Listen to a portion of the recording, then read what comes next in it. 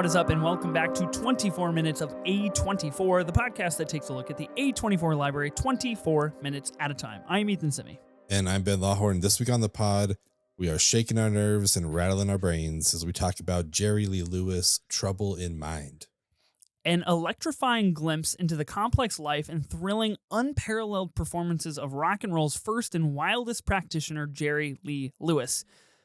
Ben, can I just start real quick? I'm reading this logline here for the first time, and it notes that it's an electrifying glimpse. Can I just make an asterisk to that and say I do not approve this message?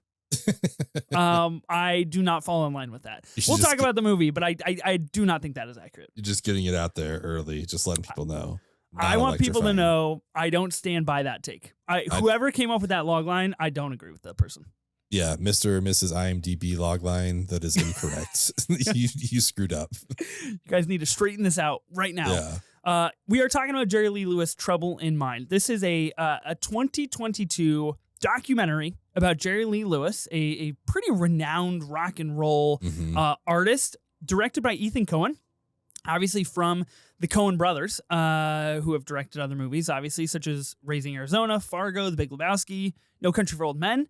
I believe we got Tragedy and Macbeth, talking about Coen brothers in A24, right? Yep. That was another solo Coen adventure. This movie is 73 minutes long, obviously starring the killer, Jerry Lee Lewis. This is a movie, and we're going to talk about it, but I'm curious how you feel about it. Because I feel things. We don't really have a lot of housekeeping to do today, so I think we're just going to dive into this movie, if that's okay. We can just jump into it. I appreciated the... Okay. This is never a good way to start a review of a movie by saying, I appreciated Here's what this. I appreciated about it. I thought it was a bold move to not really have any modern interviews, to do everything through old footage. We don't really get, I don't think we get any talking heads that weren't from previous interviews. Like nothing was conducted for this movie. And I thought that was an interesting decision to make. I think it worked okay. I think it was cohesive and fluid and everything. I just think this was so insanely surface level for someone who has so much crazy stuff in his life. You know, like a man who marries his cousin, his 12, 13-year-old cousin. And it's just talked about for 3 minutes. You're it's not even 3 minutes though. That's the thing. Yeah. It's 30 seconds. And it's just no, this needs to be we need a whole half hour on this. Please go into this even more. But it's just, the movie just plays it off where it's just I know he was just in love with her. And so that's what it was. So anyways, he was really good at piano. And it's just okay, that's crazy to me.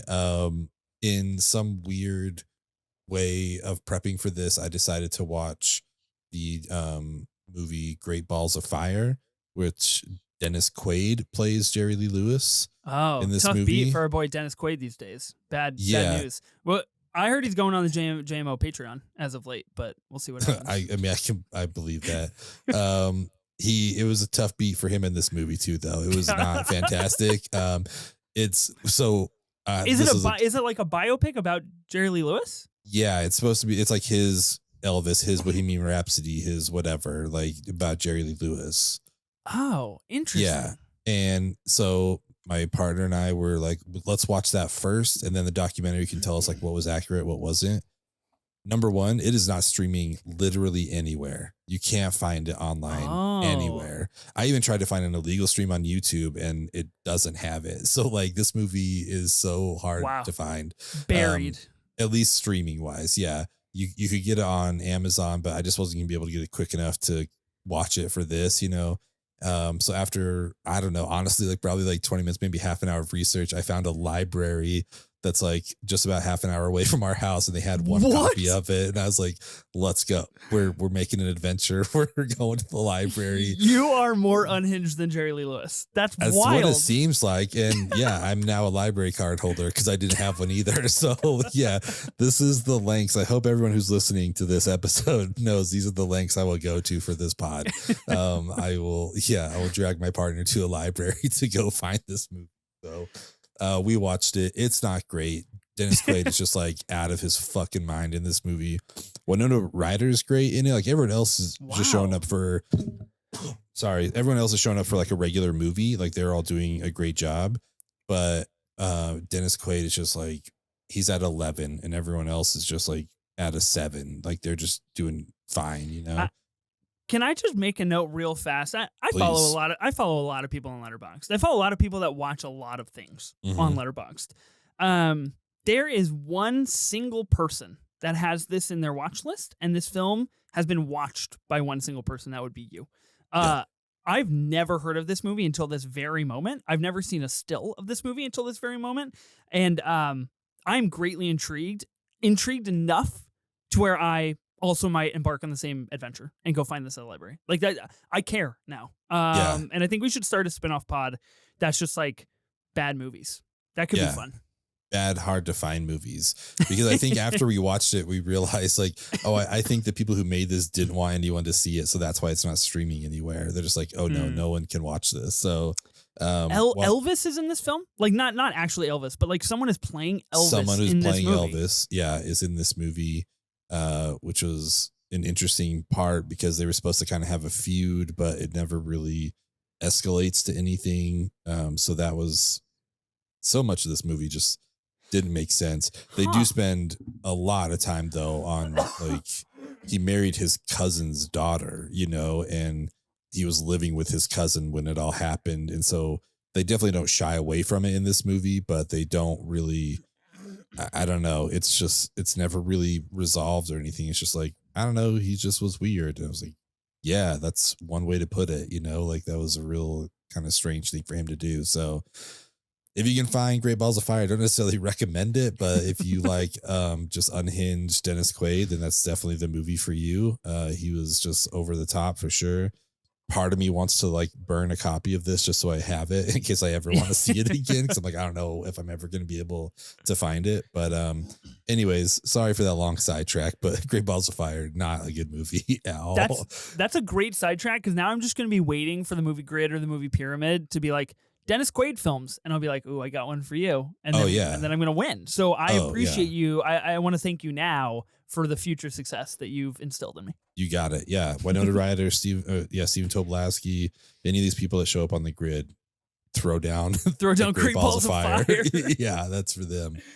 But yeah, this movie, again, I appreciate the format that they like tried to tell this documentary, or that they did tell the documentary in this format. I just think we didn't get half of the depth that we should have gotten for someone like this. Like it just felt really basic, and I don't know. I don't know what I took away from it really. You know, like I told you last week when we recorded, I was like, I think he marries his cousin or something like that, you know, or like a 12-year-old. Turns out it was the same person.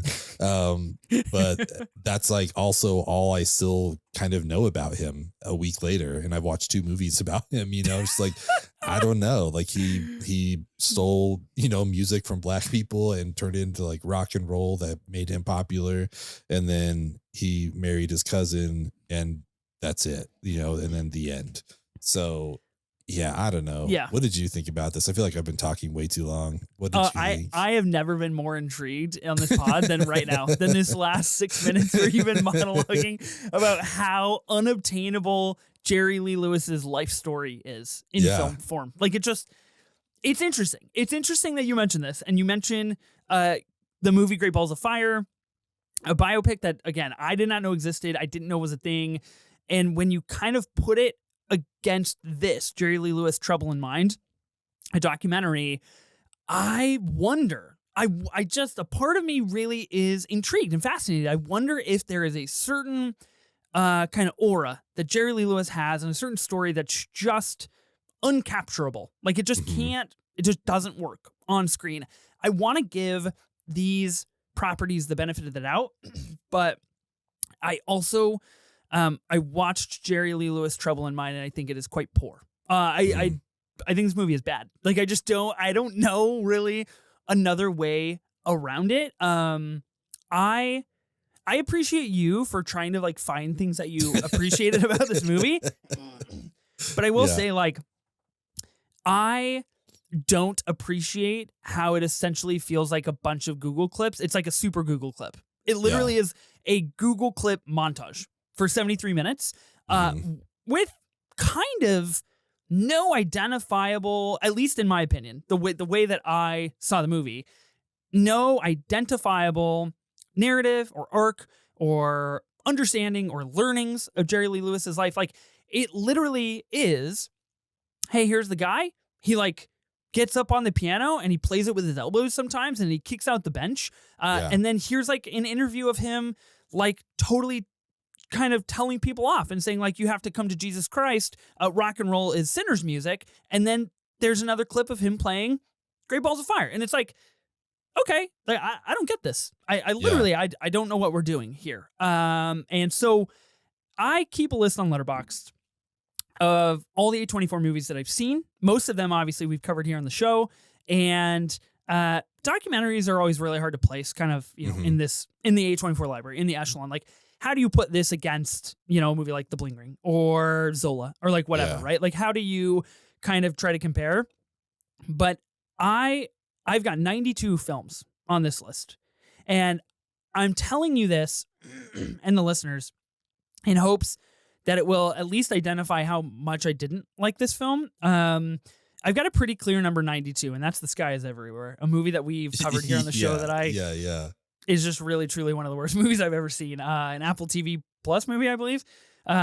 Everybody on this show knows how much I despise The Whale, and I think it is just really bad. I think when it came out, I was like, oh, maybe like kind of a good movie. And now that I've sat on and thought about it, I was like, wow, this movie's horrid. Yeah. That's at 90. 91, Jerry Lee Lewis Trouble in Mind. Damn, dude. Bad movie. Okay. No, it just like I thought it was not good. It just felt like a Google super clip. I learned nothing about him.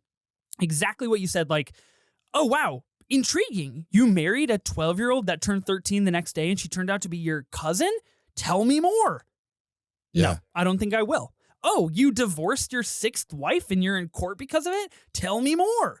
Nope. I think we're just going to show him playing some gospel music next for 13 minutes. Like we're literally getting whole television performances and nothing about his life. I learned nothing about Jerry Lee Lewis. And you intrigued me last week because you were like, I think he marries a 12-year-old. And I was like, well, this is going to be an interesting doc. Yeah. And not an interesting doc. Nothing. Oh, nothing at all. Well, nothing at all. It's so interesting too, because he comes up at the same time as like Elvis and Buddy Holly and Johnny Cash and all these people. And we see like a couple pictures of him with these people, but nothing about their relationship. And it's like, why is that not a big thing where all these people are coming up in this same time and defining what rock and roll is? And we're just like, no, he kicked back his chair. That was his, or his stool. That was his thing. It's like, all right, that's cool. Like, I get it, whatever. It's so hard, I think, to make a 74 or 73 minute movie feel long. And this felt so long. Dude, I can't. I text you, I was like, dude, this is a winner. It's 73 minutes. You did. So you texted me and you were like, love that 73-minute runtime. And I was like, oh, we're in for such a treat. This is so delightful. And I'm like adamantly against like the at home, like phone in your hand experience of trying to consume content or watch a movie or check out a TV show or like whatever. And like, oh, let me scroll Twitter real quick, or like, oh, let me watch this TikTok someone just sent me, or whatever the case may be. I'm very against that. And I understand that is part of our culture and like where we're at. That's a different conversation. But I'll just say, I was like 35 minutes into this movie and I was like, oh, yeah, you know what? I actually should update my YouTube thumbnail for one of the videos I put out. That's where my mind was. I was like so disconnected. And it's not for lack of respect. It's like not for lack of trying. Yeah. I was locked in. I was like, gotta watch this movie for the pod. I'm ready for it. And like half an hour in, I was just like, I don't can I just like watch these clips later? Like I was just like, can I watch the rest of this movie tomorrow before we record? Like I don't know. I don't mean to sound really mean, but what is Ethan Coen doing with his time? Like, what do you think went through Ethan Coen's head when he's making this doc and he's like, ooh, that's good. I like that. Do you think it was that he wanted to kind of make him an enigma, keep him an enigma instead of trying to hone in and clarify things about his life?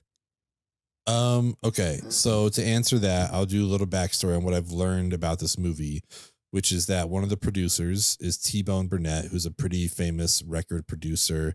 He's won Grammys for like Oh Brother, Where Art Thou, Walk the Line, Crazy Heart. Like the dude knows his stuff. And he approached Coen and their editor, I believe it's Trisha Cook. He approached him, was like during COVID, and he was like, hey, do you guys want to do this thing about Jerry Lee Lewis where we use this old footage? And they were both like, yeah, I mean, it sounds kind of compelling. Let's see if we can do it. And that's exactly what this feels like. Like you said, like the Google Highlights thing, where it's just like they're bored. And it's like, I don't know. Let's see if we can tell this story without talking to anybody. It's like, that's a fun experiment, but like, why would A24? I don't understand why they picked this up. Like, I don't get. So this was my next question to you. A24 is one of 5 production companies listed on this for this film. They're the sole distributor of this film. The movie played at Cannes in 2022. We should can we just side note that? I want to come right back to that because that's I am flabbergasted by that. Hits Prime Video on Valentine's Day of 2024. And is currently, right now, as we're talking, at time of recording, in June of 2024, available to stream on Netflix. That's how both you and I watched this film. What, okay, let's break down these questions here. So, premieres at Cannes. That's an Ethan Coen thing, right? Like, there's no way somebody saw this and was like, yo, let's fire that up at Cannes. There's just no way. No, that's just like on title and like that's name alone right there. Yeah, the gravity of the name. It's like, oh yeah, it's a Coen brother. Like, let's give this a shot. Okay, tough beat for Cannes. A24 buys it out of Cannes. I don't know how much they bought it for. I don't know if you know how much they bought it for, or if that information's even available. What does A24 see in this? Because when I'm watching this, I made a note. This very same note. Why did A24 pick this up? I'm very curious because, again, I think we're both very cold on it. We do not think it is a good film. So what does A24 see in this?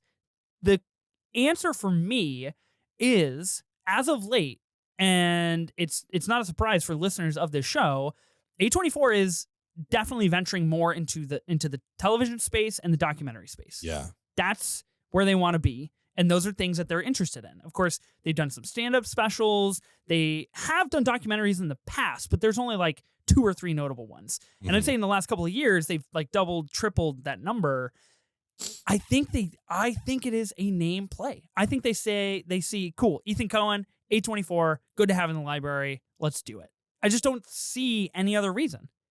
Yeah, I think that's got to be it. Even if it's just if this doesn't hit, let's make a relationship with them now because maybe we can work with them later or something. I don't know.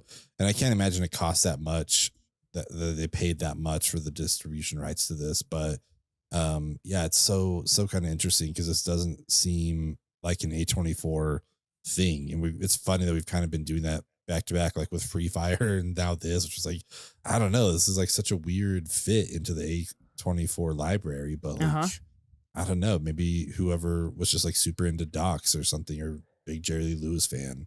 No clue.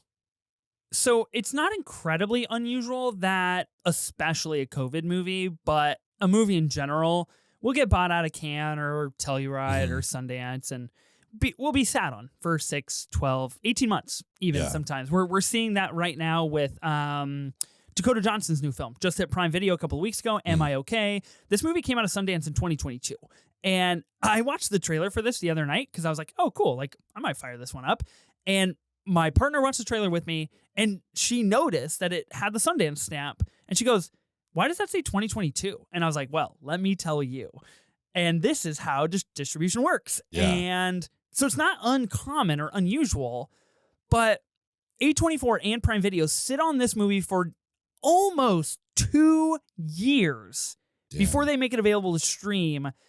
That's a long fucking time. And that to me is like zero confidence in this. Like, yo, we just got to like slide this one out on Valentine's Day when people are absolutely watching other things and interested in other projects. Let's just like put this one under the rug and get it out. Kind of wild.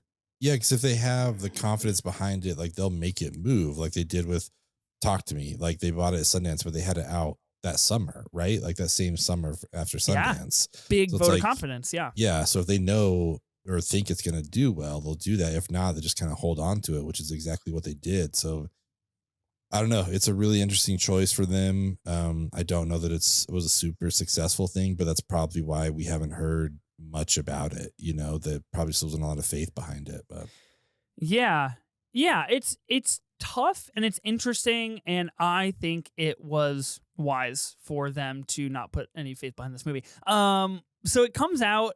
Right? This is really fascinating to me. If you look at A24's list of films on Wikipedia, this is generally what we use here on the show to make sure we get our timetables right and everything like that. We get a couple movies that kick off January 2024 that are very, very little known, little distributed films. My Mercury and Open Wide. 2 movies that we haven't even like talked about here on the show. We don't even really know about.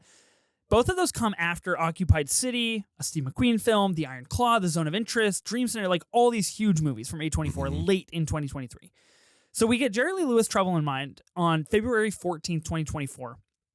Then A24 decides to go on this run that it's on right now where we get Problemista, I think an incredibly underrated film of 2024. Yeah. Love Lies Bleeding, Steve Martin, the documentary we talked about here on the show.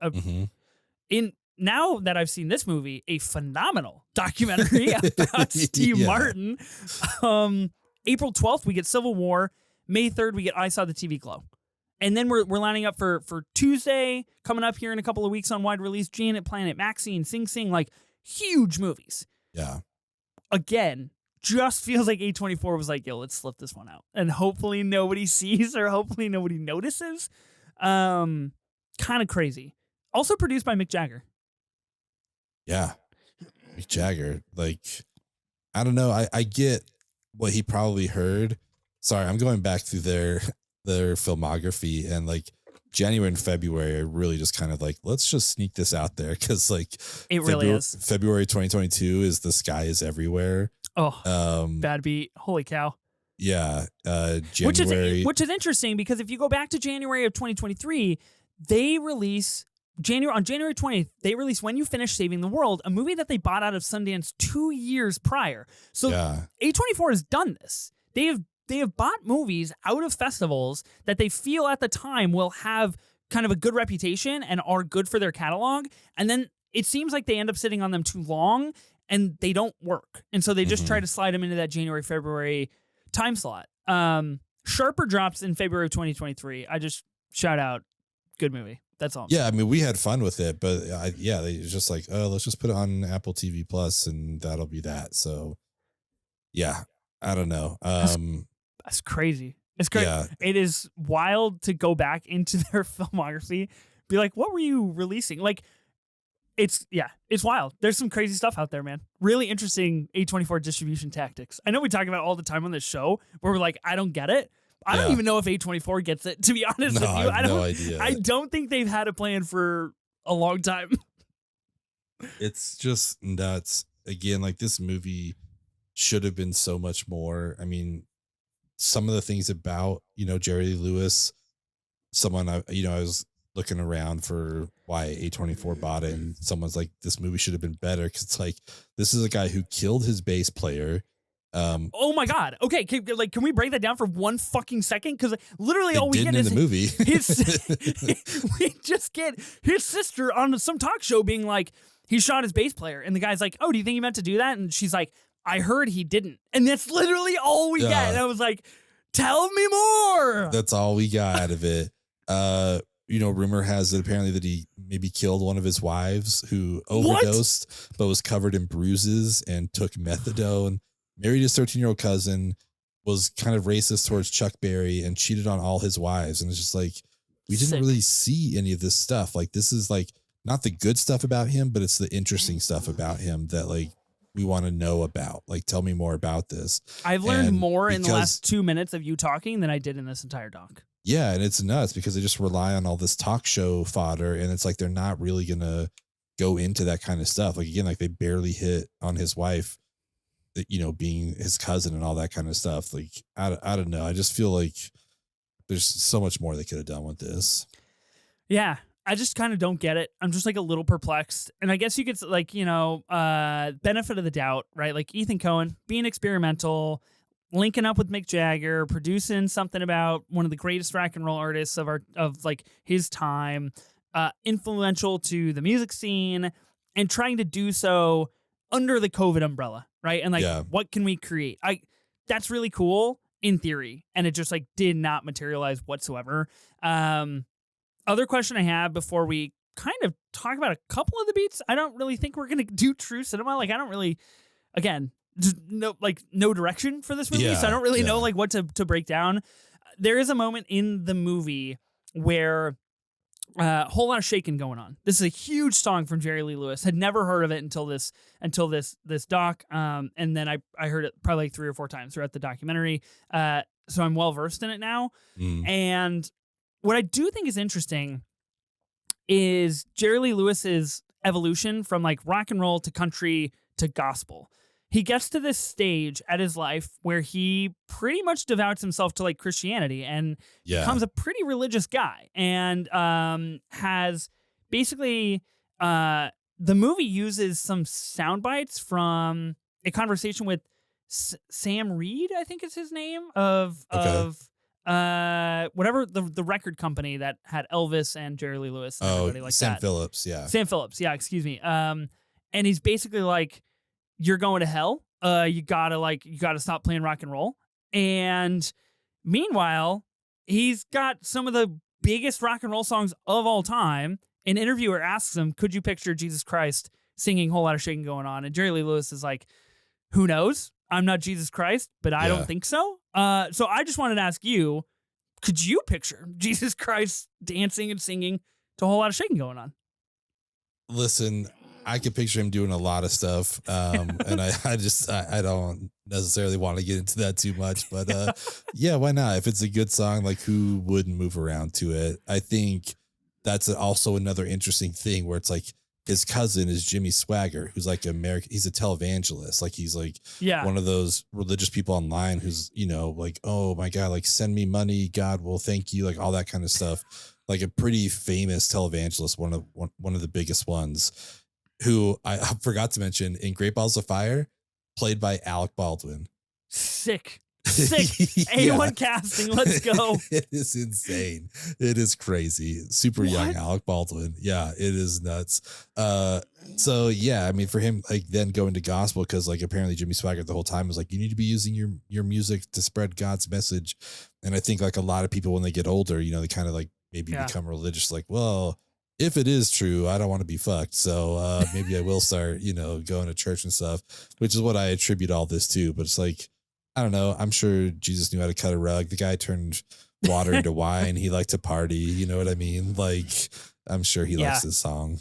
I'm positive that as he was like assisting Noah with the animals onto the ark, they were blasting Espresso in the ark for sure. Right? Yeah, without a doubt. You had a 12-man entourage. Like no one's not dancing if you got a 12-person entourage. They were pumping Chapel Rowan all up and down the streets of Jerusalem. No doubt. As they head to the Pink Pony Club, that's all they were doing. Yeah, that checks out, honestly. I do feel like Jesus Christ would do that. You know who wouldn't do that? Jerry Lee Lewis. Probably a Chapel Rowan hater, unfortunately. Probably. We talked about marrying a 12-year-old. He was very clear that she turned 13 the next day. And I thought this was quite comical because, of course, using old interviews and like whatever and kind of just like stitching all this shit together, he's like, yeah, I married a 12-year-old. She turned 13 the next day. And then there's like a little pause. And then he's like, and all of a sudden she was 14. And I was like, that's how time works? Like, what does that mean, my guy? Like, what? Are you guys just having a good old life? Like, he kind of killed his career And he, from what I gathered out of the doc, was like zero remorse. He was just like, yeah, it was sick. We loved each other. And I was like, wow, that's interesting. Really stuck to his guns on it. He didn't shy away from it. The movie showed him kind of, because he did it and then went and toured in Europe apparently, and basically got he had to cancel the tour because everyone in England and stuff was just like, no, this is weird. You just married a 13-year-old. But yeah, when he made those statements, it's like, I don't think any of that sounds better if you married a 14-year-old. Like, none of that sounds good, it's still really strange. But I don't know. I have no idea what, my partner just called it basically kidnapping. He just took her and had her sign this marriage license, and I don't even know what you can consent to when you're 12 or 13 back in those days, but it's insane. I'm just shocked, quite honestly, that any of that transpired and that we didn't learn a single thing about it. Tough beat. The other thing I wanted to bring up is the Carpenter movie. Now, this is a film that I don't know if it exists. Do you know if this movie ever got made? I'm looking on Letterboxd and I'm not seeing it. I don't know. So maybe we do a little live action research here, but again, a scene and a stitch of scenes in the film. He's being interviewed by what appears to be a European outlet or French outlet, guy with an accent, and the guy's like, "You're growing out a beard for a reason. Can you tell us the reason you're growing out a beard?" And Jerry Lee Lewis, who at this time, we got to be honest, does not look good compared to how he looked when he was younger. Yeah, he looked really good when he was young, and then just not great. His hair ended up doing the wavy thing, and he started being super religious, and that's interesting. The guy mentions his beard, and Jerry Lee Lewis is like, "Well, you really got into that topic fast, didn't you?" Yeah, and it's like, well, how do you go? How else do you broach the topic of growing a beard if not that way? That was perplexing to me. And then he's like, "Well, I guess I'll break the news. I've been cast in a movie called The Carpenter, and I'm playing Jesus Christ. And it's going to be a movie about Jesus Christ, and that's why I'm growing out the beard." I need to know more. I don't get it. I just don't know what's going on. I need to know if this movie is real. Did it get made or not? I'm trying to find. I can't see anything. It's interesting that you can't find it. I think that's a problem. Yeah, I'm just trying to research it on his wiki even. It's just there's no mention of a film or a movie or the word Carpenter, nowhere at all. So, yeah. I mean, look, I'm looking at his filmography on Letterboxd. My guy was in a lot of television specials and a lot of live shows. There is so much content out there about him rocking and just being a great piano player. And I did think it was fascinating towards the end, the very, very, very end of the doc, where they kind of, Ethan Coen cut together all of these really famous musical artists and late night talk show hosts saying the one and only, the great, the killer, the magnificent, Jerry Lee Lewis, and being introduced. And I was like, oh shit, he a lot of people respected him and knew his name. But I had to wait 71 and a half minutes to figure that out. Crazy, yeah. Thanks for telling us that he got arrested at Graceland for wanting to shoot Elvis. Sick as fuck. I was like, oh my God, my guy is he's a killer, literally. Yeah. That's why he called people killer. And you're just going to put it in a newspaper clip at the very fucking end of the movie. It's just absurd the way this thing got put together. The more that I talk about this film, the more infuriated I become. Honestly. It's going to find its way to 92. The skies everywhere is looking better and better. It really is. I was like, oh, cool. At least they did some sick VFX in that movie. That's where I'm at right now. I do like Jason Segel. Yeah, his filmography, it shows 5 movies. None of them are religious in any sense. So I don't know, man. I don't think it ever got produced. Wow. So he grew out his beard for nothing, I guess. So we were told a lie. The enigma remains throughout this documentary. Oh my God. He gets hospitalized for a ruptured stomach. Wanted to bring this one up real quick.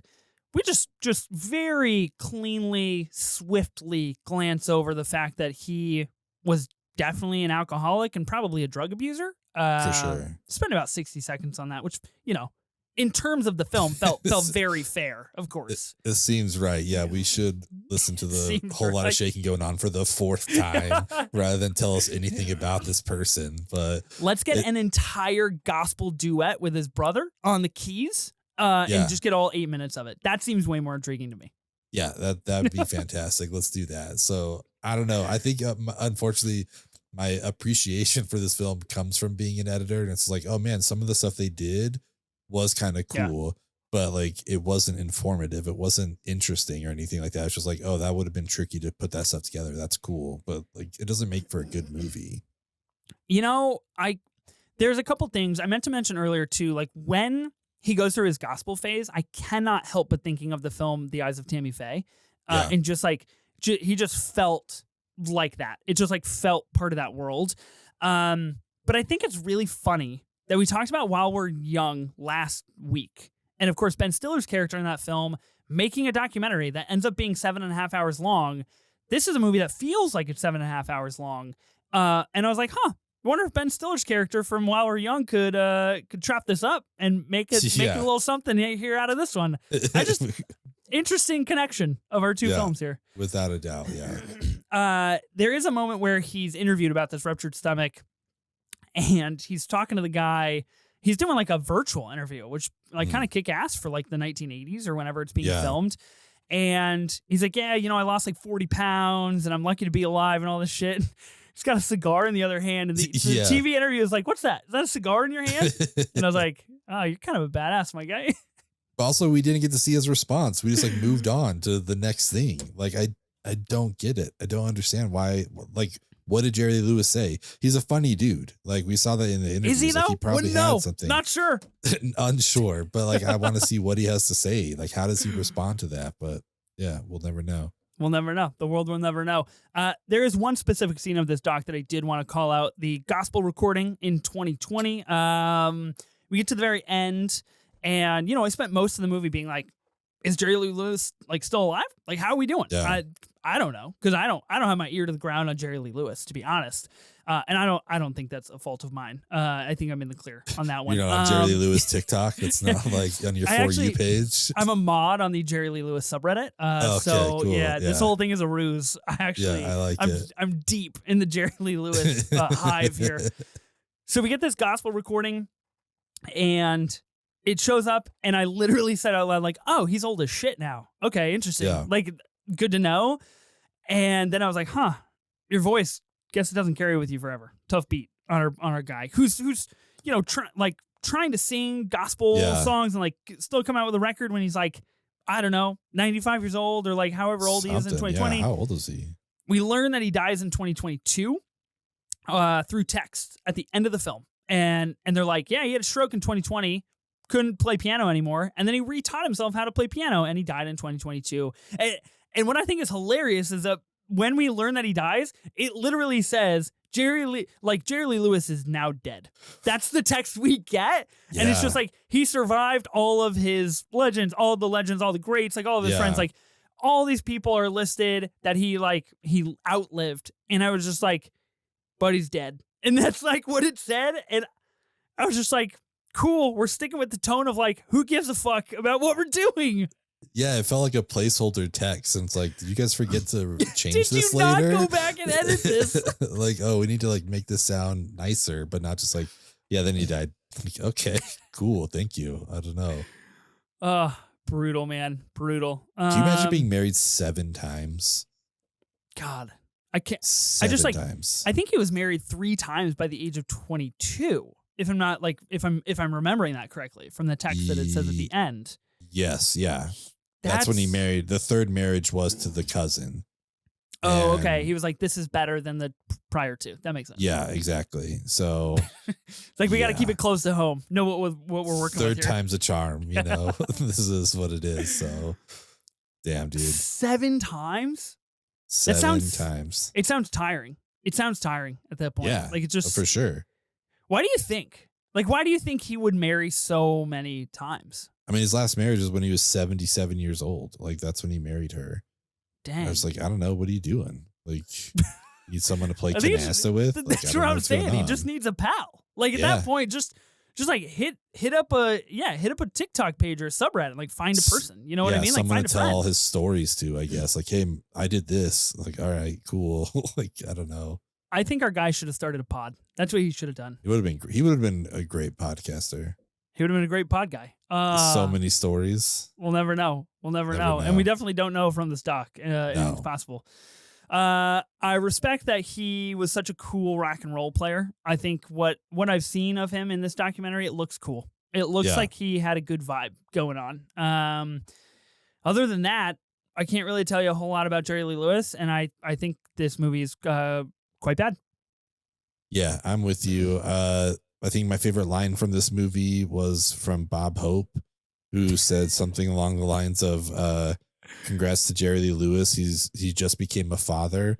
He adopted his wife. Hilarious.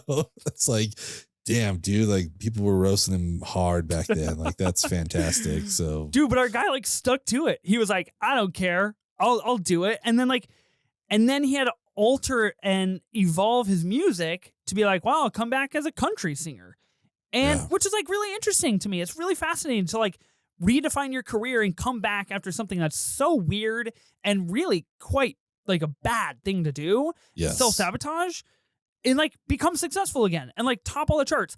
He did seem from the interviews and all of these clips and stuff like A, really unhinged, and B, like really, really self-centered. Yeah. I think as he got older, he definitely got far more angry and senile and like aware of his success, where people like, I think there's one interview where somebody is like, you know, there's no way you're still going to be playing piano and like kicking out the bench and like doing all this crazy stuff when you're 95. And Jerry Lee Lewis is like, how do you know that? How do you know? Like people told me that 25 years ago and now look at me, what I'm doing. And it's just like, whoa, hostile. Let's cool it down a little bit. Bring down the temp. It's kind of crazy. I would have just like loved so much more information. His attitude was great balls of fire for sure. Like we saw some of that in the interviews, but could have used a lot more for sure. Yeah, tough. I don't really have a true cinema moment because we don't really have like true cinema moments to pick apart here. But I'll just say smoking a cigar on an interview on national television. I aspire to be that cool one day. I think that would be awesome. It was super good. I'm gonna go with that Bob Hope line because if you can get roasted by Bob Hope, that's the way to go. Yeah, that's a huge win. Huge win. I guess second favorite part when he said he was going to play Jesus Christ and then never made the movie. Yeah, great call. The beard. Great call. Yeah, the beard news that he was so apprehensive to share with the world because he was shake it to its core. He was like, I can't let this slip. Tough. Okay, let's do our A1 act. We're going to do music biopics, of course. Yeah, we are. I didn't know until we started recording that we're going to do music biopics, so I'm not prepared for this at all. I haven't read this list yet. This is going to be interesting. We've got Great Balls of Fire, the movie that you mentioned that's only available at public libraries, apparently. Yeah, seriously. I'm literally going to go on like my library website after this and figure out if it's there. Figure out if I can do it. Yeah. Bohemian Rhapsody, Elvis, of course, Get On Up, La Bamba, Selena, Straight Outta Compton, The Doors, Love and Mercy, Ray, Walk the Line, I'm Not There, Amadeus, Coal Miner's Daughter, and The Runaways. I'll just give a shout out to Amadeus real quick. Shout out Sophie Holsinger, co-host of the Movie Draft podcast with us. She drafted Amadeus on a draft recently and was like, "Oh, Ethan, you'd love this movie." Still haven't watched it. So anyway, just want to give a shout. Cool. Yeah, that's what I picked for not watching it. I'm gonna go with Amadeus. I hear it's really good. It's another one that I have not seen either. So yeah, it's like 3 hours long, right?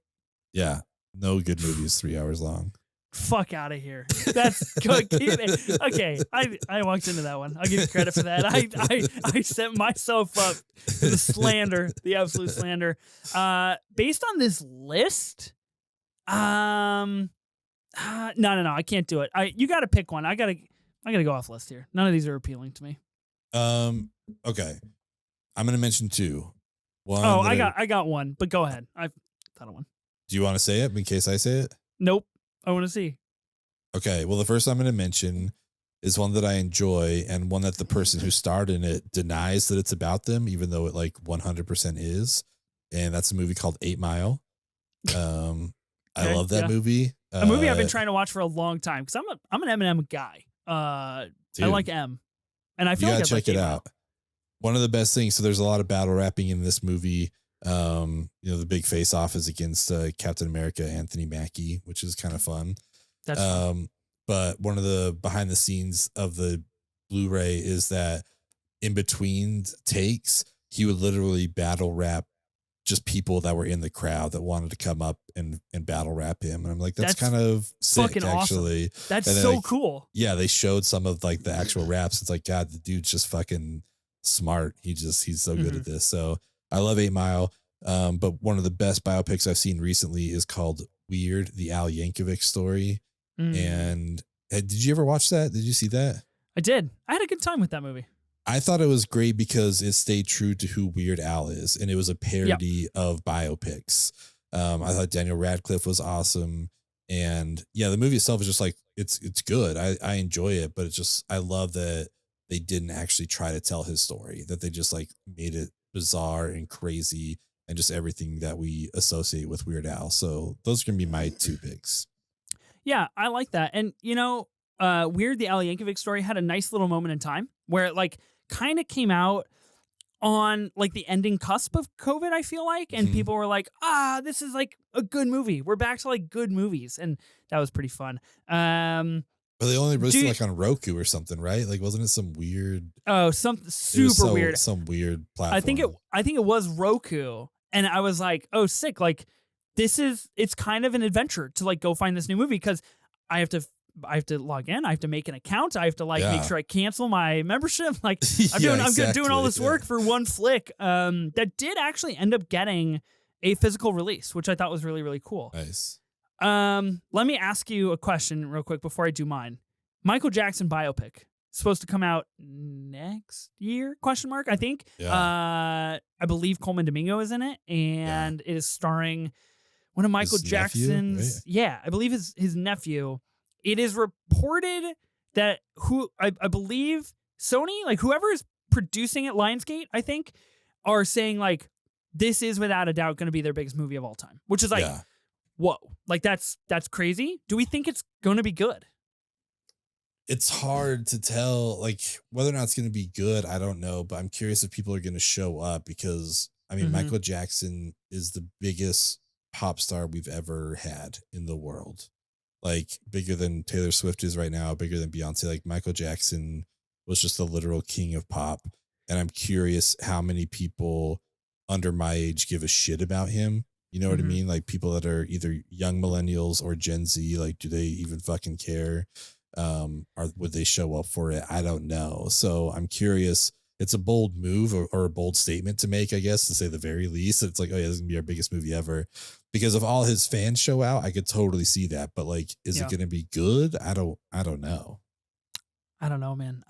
I'm not trying to put a lot on it. Like I'm just trying to go in and be like, cool. Like if we get some cool cinematography and like obviously we'll get some cool Michael Jackson songs, like I don't know, I feel like that's a win. I'm trying to preserve myself for when I go and I walk out of the theater and I'm like, wow, that was abhorrent. So hopefully we don't get to that stage. I'm gonna go with a movie that I'm pretty sure is a musical biopic, Rocket Man. Does that count? Yeah. Elton John? Yeah. For sure. I had a good time with Rocket Man. I liked it. I've only seen it once. I haven't like revisited it, and I don't really have the urge quite often to like revisit that story. But I do remember watching it, thinking like, oh, this is good. Like I don't know. I'm having a good time with this movie. I think that's one that kind of gets slept on a lot. It's slept on by me because I have not seen it. So you haven't seen Rocket Man? I have not seen it. Wow. I mean, it's not great, but like it's good. It's good enough. It looks fun. I think it's good enough. I mean? It's fun. Yes, absolutely a good way to put it. Same thing. I haven't revisited Straight Outta Compton since I saw it, but I remember being like, "Yo, this movie kind of rules." I'm surprised you didn't pick Elvis. Surprised. Well, doing your boy dirty. Yeah, my apologies. Don't respect it enough. No. Talking about movies that are almost 3 hours long. Holy cow. Okay. Any final thoughts on Jerry Lee Lewis' Trouble in Mind? No, let's get the fuck out of here. I'm done talking about him. I truthfully am so surprised we talked for 50 minutes about this film. It's crazy. It mostly it was just like whining and bitching, which I feel pretty good about. Yeah. I mean, it's what the movie deserved for sure. Next week on the pod, we're talking about The Curse, episodes 6 through 10, a television show that came out last year that I am incredibly high on still. We talked about the first 5 episodes, and if I remember correctly, we were pretty divergent on our takes. Yeah, I'm curious to see where we land on it. I've watched episodes 6 and 7, so I have the last 3 to go. So I'm curious to see how we line up if we do it all on the final 5 here. Another thing I'm curious to see if we line up on is our A24 ranking of this movie. Oh, shoot. Yeah, my bad. My apologies. I think I know what yours is. I don't think there's a question. Literally, I was just like, why are we even going to rank this film? Let's just skip it. Look, real quick, finishing my thought on The Curse. I have been trying to get you to watch the last 5 episodes for months now. Many months. And I believe a listener requested it, and I was like, Ben, this is the time. Like, they're like, do whatever you got to do to get Ben to watch The Curse, and I was like, well, here we go. We got to put it on the schedule. Yeah, so, I did see your burner account say that. Yes, 100%. Yeah, actually, all 7 of my burner accounts. Yeah. So I feel really good about that. I'm really excited for it. It's available on Max right now, so you can go back and watch it, prep for the pod, or be spoiled. Totally up to you. A24 ranking. Okay, great call on Jerry Lee Lewis, Trouble in Mind. I just can I give an F-? Is that okay? Follow your heart, man. Do whatever you want to do. I feel good about that. That's what I'm going with. F-24. I think it's a terrible documentary. I'm going with a D-24 just because I appreciated the editing. That's it. I'm a sucker for good editing, and I feel like there's some of that in here. So that's what I'm going to go with. Wow. I wish I was you. I wish I was so kind, and so nice. And I just I look for the things that I respect. But instead I'm just a terrible person. Ethan Coen, if you're listening, like and subscribe.